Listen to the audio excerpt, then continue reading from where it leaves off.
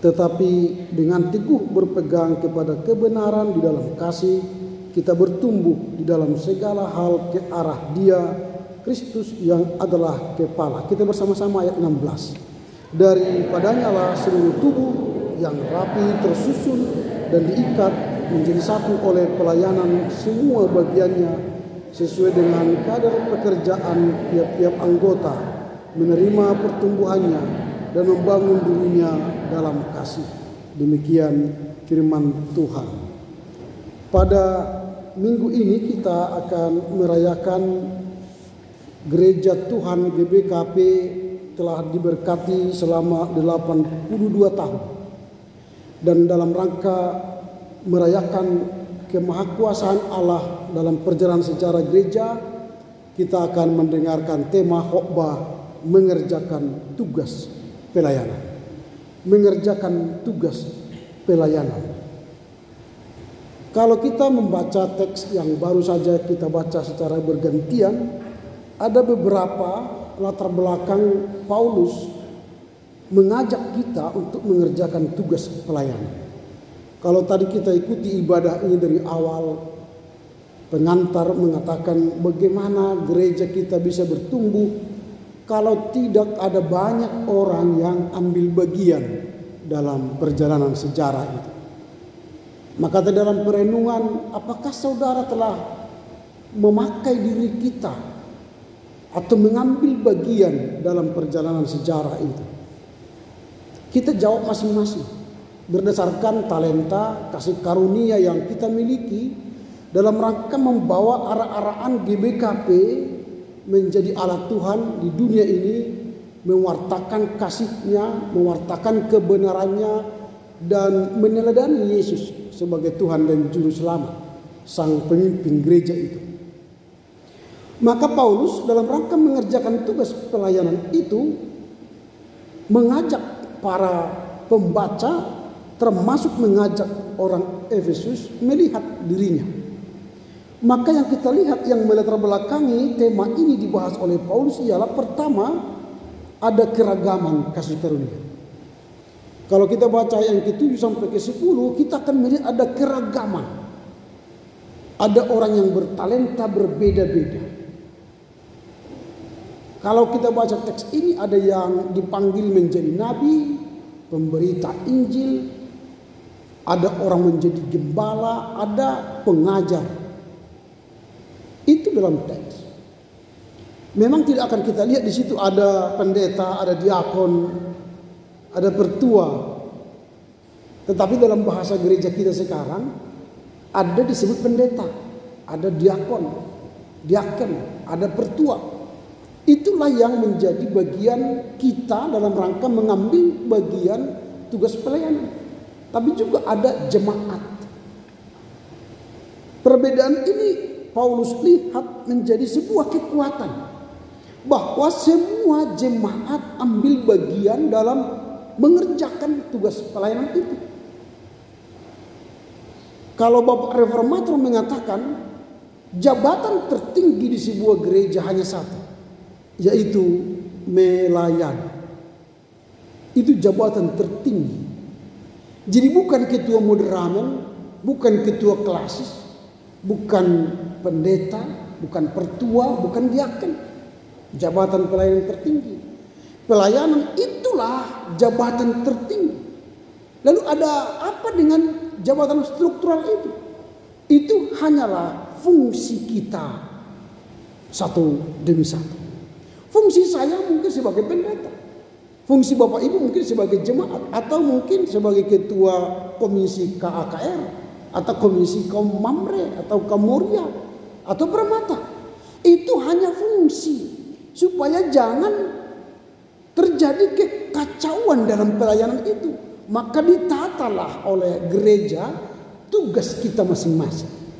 Tapi semua itu tujuannya satu, melayani. Jadi kasih karunia yang kita terima, talenta yang kita terima, tujuannya melayani Tuhan.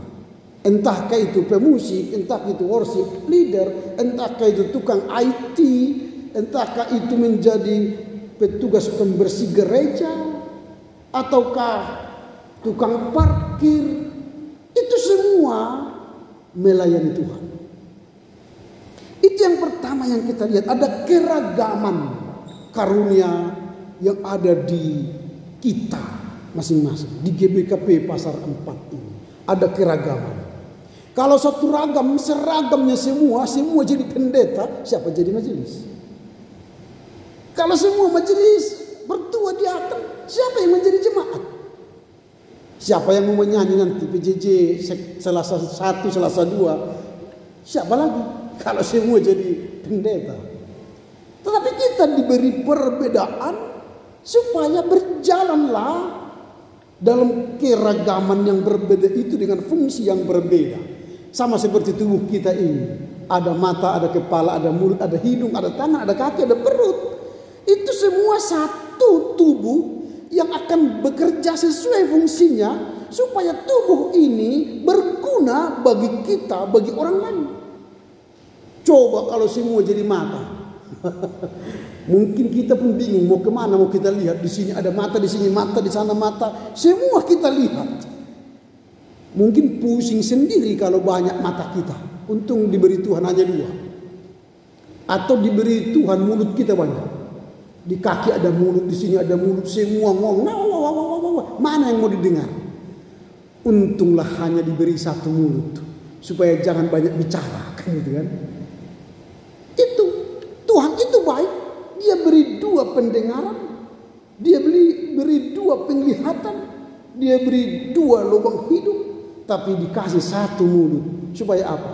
Kita banyak mendengar, banyak melihat, banyak merasa, tapi sedikit bicara. Itu. Jadi kalau dibuat nanti banyak pendeta, siapa yang mau dikhotbahi? Kan itu. Jadi perjalanan GBKP selama 82 tahun ini memakai semua orang yang berbeda-beda itu untuk memajukan gereja ini. Peran kita mungkin berbeda, fungsi kita berbeda, tapi Tuhan menghargai peran itu. Jadi tidak ada yang abai dari penglihatan Tuhan. Entahkah mungkin kita hanya bawa sedikit untuk Tuhan, tapi Tuhan catat itu dalam rangka menyembangkan gereja, dicatat Tuhan itu. Sedangkan 1 gelas air putih saja yang kita berikan kepada hambanya, kepada pendeta atau diaken, segelas air putih itu pun dicatat oleh Tuhan. Apalagilah yang kita beri itu diri kita sebagai persembahan yang kudus di hadapan Tuhan. Wow, itu adalah persembahan yang harum. Itu yang pertama. Yang kedua yang kita lihat yang disaksikan oleh Paulus dalam rangka mengerjakan tugas pelayanan itu ialah pelayanan dalam kesatuan. Jadi walau kita berbeda, fungsi kita berbeda, tapi harus satu. Kita jangan salah arah. Kalau saya baca Momo ini, Warta Jemaat ini disebut di sini GBKP menjadi jemaat pelaku aktif pelayanan. Kita bersatu menuju jemaat pelaku aktif pelayanan.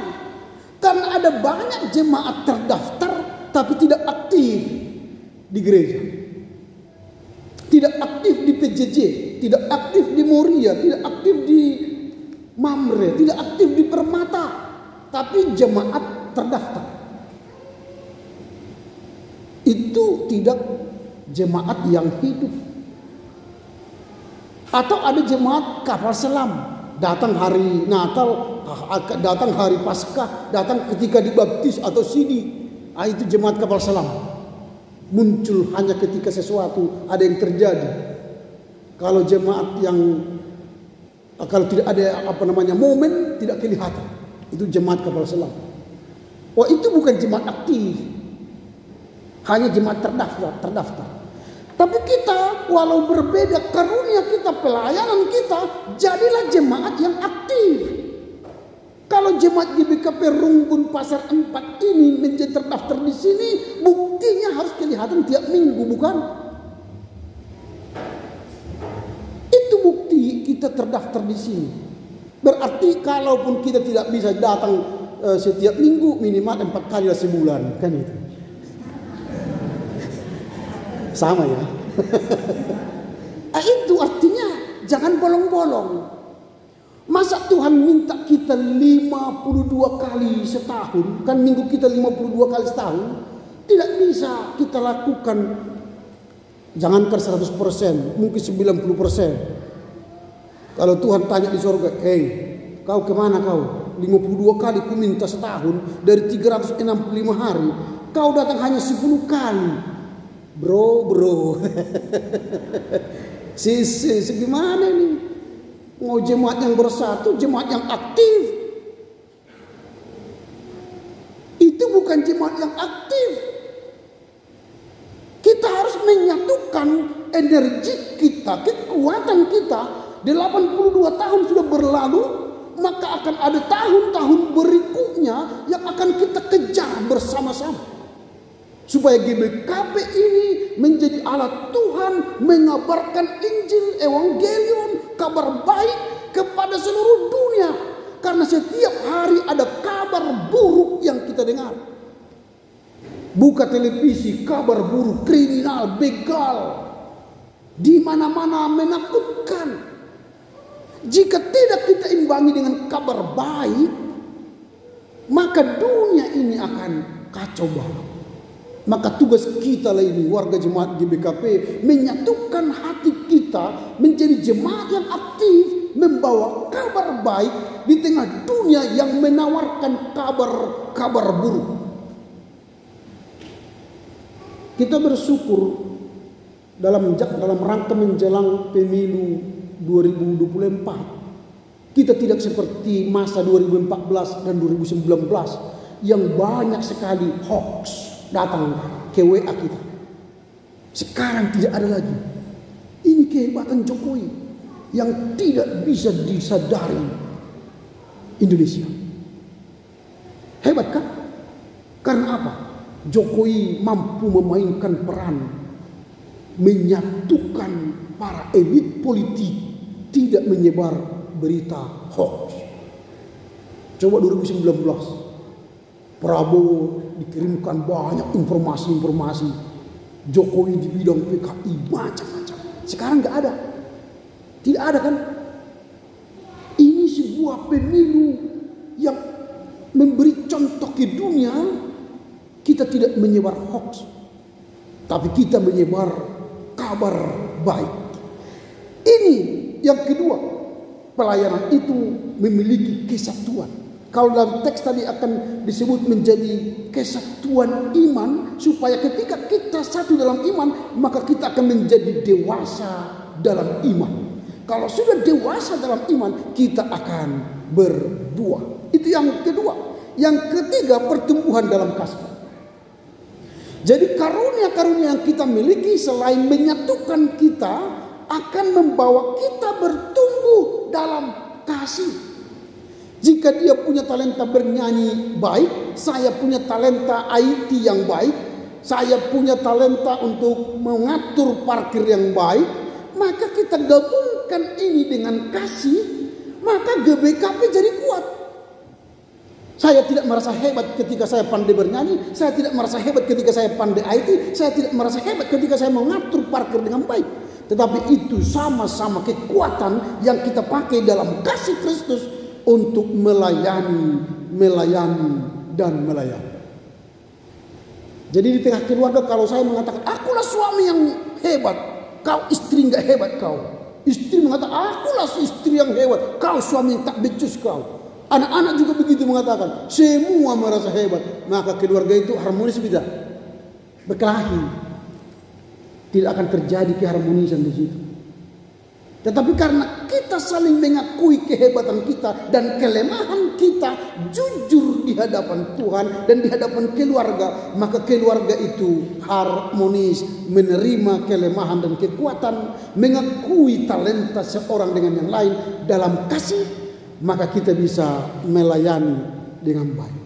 Itulah mampulah kita mengerjakan tugas dengan baik. Apa yang hendak kita renungkan dalam minggu ke-7 setelah Trinitatis ini dalam rangka merayakan 82 tahun GBKP.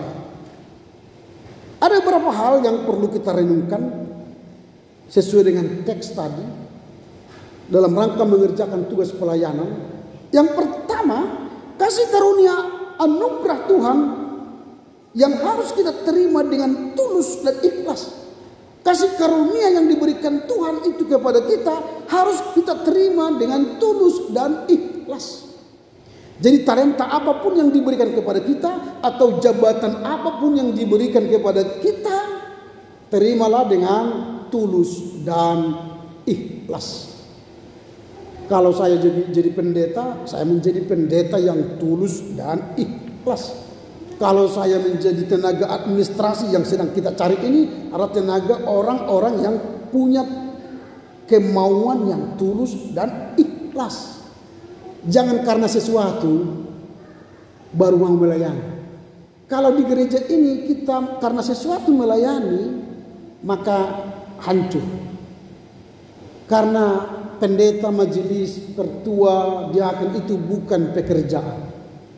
Itu pelayanan. Kalau kita anggap pendeta ini profesional, nggak mampu gereja bayar, tidak mampu gereja bayar. Kalau mengaku kita pendeta ini pekerjaan dan profesional, nggak mampu. Kalau pendeta itu golongan 4A, 4B, eselon 2, mampu gereja bayar? Enggak. Tapi ketika gereja memberi sedikit atau memberi upah dalam pelayanan pendeta, apakah pendeta mati kelaparan? Tidak. Karena apa? Karena pekerjaan yang kita lakukan ini, pelayanan surgawi. Tadi dikatakan dalam teks itu diangkat ke atas, turun ke bumi. Itu pekerjaan surgawi. Tadi pertua di konsistori sudah katakan pendeta kami sekarang sudah naik mobil Terios loh. Keren kan? Kalau dari pendeta itu bisa kami beli? Enggak. Tapi karena jemaat GBKP Runggun Pasar 4 ini orang-orang baik, memperhatikan pendetanya, maka walau gajinya sedikit, tapi pendeta tidak mengeluh. Dia senang di sini. Iya. Tapi kalau setiap hari pendeta itu menerima omelan dari jemaat, pendeta begini kau pendeta, begini kau pendeta. Mungkin tahun depan pindah dia, nggak tahan aku sini begini kan. Tapi kalau semua mendukung dia, aku pendeta apa yang mau bisa kulakukan pendeta? Aku bisa main ini pendeta, aku bisa begini. Wah, apa nggak senang ini jemaatnya dan pendetanya? Jemaatnya mengambil bagian yang aktif karena dia menerima kasih karunia itu dengan tulus dan ikhlas dan hendak membaktikan dirinya untuk melayani Tuhan di GBKP ini. Maka terjadilah sebuah sinergitas yang kuat. Itu yang pertama. Terimalah talenta kita dan kembangkan talenta kita dengan hati yang tulus dan ikhlas. Karena ada banyak orang yang punya talenta tapi tidak mau mengembangkan, dia kubur talentanya, maka talenta itu akan ditarik oleh Tuhan dari kita. Dia pandainya bernyanyi tapi tidak mau masuk Moria. Pandainya dia membagi firman Tuhan, cerita berbagai pengalaman, tapi tidak mau masuk ke AKR misalnya atau Permata. Tuhan tarik nanti itu karunia itu. Di Alkitab kan ada kan seperti itu kan? Ditarik oleh Tuhan dan diberi kepada orang yang mampu mengembangkan talenta itu. Itu pertama yang kita renungkan. Yang kedua, kita harus menyadari bahwa pelayanan adalah panggilan Tuhan buat kita. Jadi kalau Tuhan panggil kita hendak melayani di gerejanya, terima dengan sukacita. Dipanggil kita menjadi ayah yang baik, dipanggil kita menjadi istri atau ibu yang baik, kerjakan dengan baik. Ini yang harus kita terima dalam rangka merayakan 82 tahun GBKP. Kita harus menyadari bahwa pelayanan adalah panggilan Tuhan. Jadi jangan kita menganggap pelayanan itu harus ditahbis di depan ini baru itu pelayanan. Tidak. Karena ada dua pelayanan di gereja. Satu tahbisan. Itulah orang yang dipanggil jadi pendeta, pertua, diaken. Ada non tahbisan. Itu lay people, kaum awam. Tapi itu semua sama-sama melayani Tuhan. Saya katakan tadi dipanggil untuk melayani Tuhan. Jadi jangan Bapak Ibu mengatakan, aku kan tidak bertua Pak Pendeta sehingga tidak bisa melayani gereja. Bisa.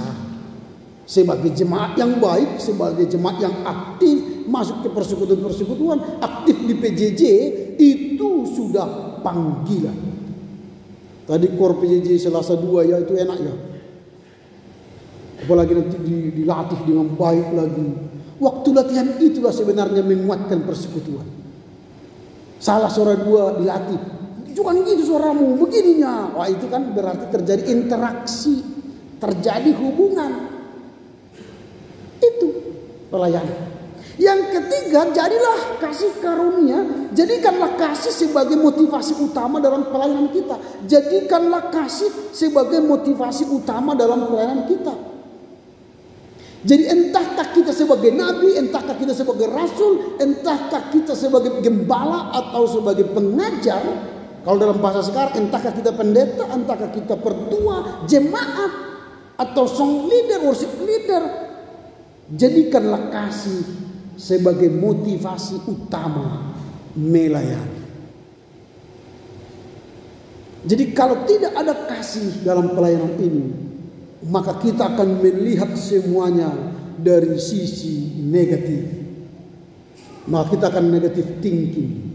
Datang orang ke gereja, iya pura-puranya itu supaya dinilai orang begini. Datang orang ke PJJ, begini. Kita negatif thinking. Tapi kalau kita dengan kasih, dia datang mengambil bagian di gereja. Oh puji Tuhan, dia telah datang ke gereja. Oh puji Tuhan, Bapak itu sudah datang ke gereja. Oh puji Tuhan, anak-anak itu sudah masuk permata. Itu berarti karena kasih kita. Atau kita lihat ibu-ibu itu sudah lama tidak ke gereja, dikunjungi. Bapak-bapak itu sudah lama tidak ke gereja, dikunjungi. Itu karena kasih. Jadi pelayanan itu motivasinya kasih. Itulah yang memotivasi kita untuk bersama-sama mengambil bagian sesuai talenta kita untuk melayani Tuhan di GBKP.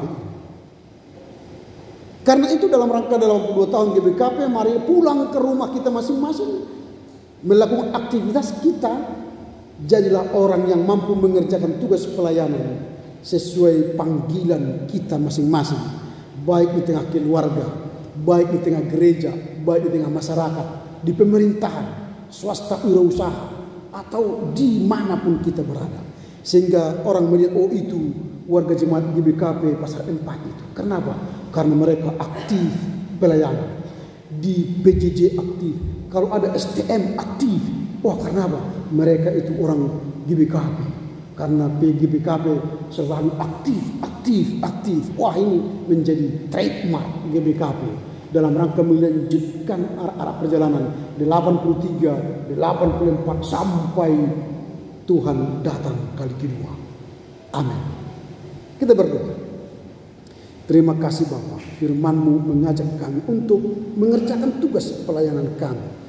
Seturut kasih karunia talenta yang Tuhan percayakan bagi kami. Keragaman kasih karunia itu menjadi peluang bagi kami untuk mencapai kesatuan dan kedewasaan iman.